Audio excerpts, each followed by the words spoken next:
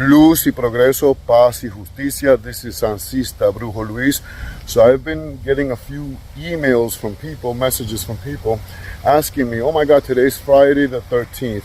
Is there anything that I should do to protect myself and defend myself? So first of all, if you know me, you know that I'm a brujo, I'm Latino.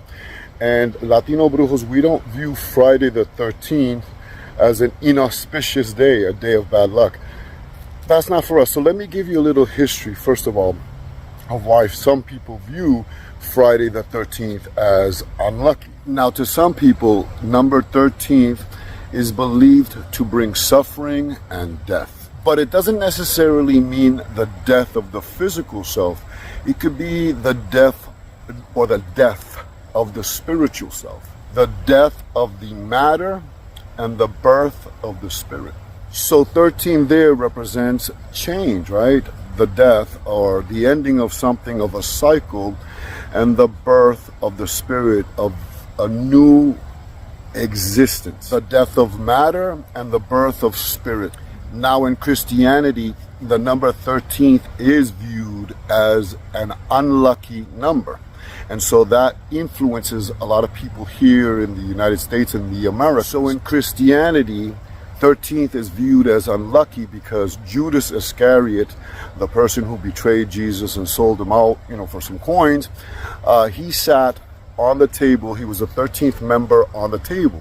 But think about this. Jesus, being one, had 12 disciples. But in many cultures around the world, the number 13 is actually a number of blessings. As an angel number, the number 13 represents communicating with one's spiritual guides. Number 13 also symbolizes in that aspect the interpretation of messages coming from our spiritual guides or spiritual guidance. As an angel number, the number 13 also symbolizes messages, which I just said, messages from your guardian angels. And learning to interpret the signs of spiritual and angelic guidance. 13 is also a number of transformation. It is time to stop thinking negative and start thinking positive.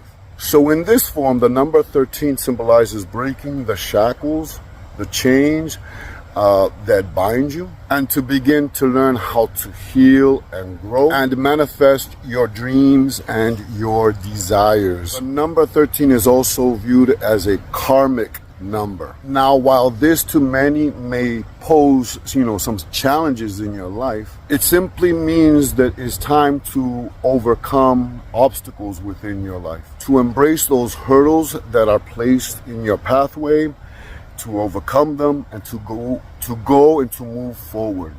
So in that aspect, the number 13 can be rewarding, and it can aid us in going towards the right path in life. So in many cultures, such as Chinese culture, the number 13 is a number of assured growth. In Hinduism also, the number 13th is viewed as a blessed number, a sacred number, and many of their celebrations to their deities, I forgot the word right off my brain, but a lot of their celebrations to their deities, to their spirits, is celebrated on usually the 13th. So what does 13th symbolize in numerology? 13 in numerology symbolizes creativity, growth, focus, and independence. And it also represents a karma, right?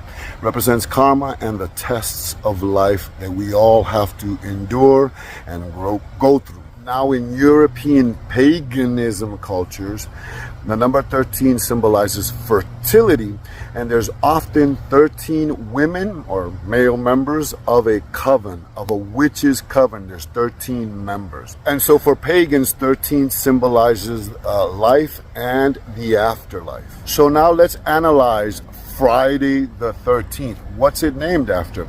Well, in Spanish, Friday is viernes, right? Viernes, Venus, the goddess of love, la diosa del amor. In English, Friday, Frigga, another, I think it's a Norse goddess of love and fertility. So then Friday becomes the day of Frigg, right? The Norse goddess of fertility, of love. 13th, the lunar cycles, the 12 moons, the feminine energy, and the 13th being the blue moon. So for us brujos, for us witches, Friday the 13th is a sacred day of the goddess of love, Venus, Phrygia, Oshun, Erzuli, Guabonito, Anaisa, Pie, all those goddesses of love and fertility. The number 13, Friday, the number 13th represents the 12 moons, and then the 13th blue moon, which happens every two years. So it symbolizes fertility, it symbolizes love, it symbolizes feminine energy, feminine power. Now for Hispanic brujos or Latinos, there is an unlucky day, and yes, it falls on a 13th. So instead of Friday the 13th being unlucky for Latinos, for Hispanic brujos, the unlucky day would be Martes 13. Martes 13 is Tuesday the 13th. You will often hear brujitas or our old abuelitas say, es martes 13, or martes in general. It's Tuesday, right?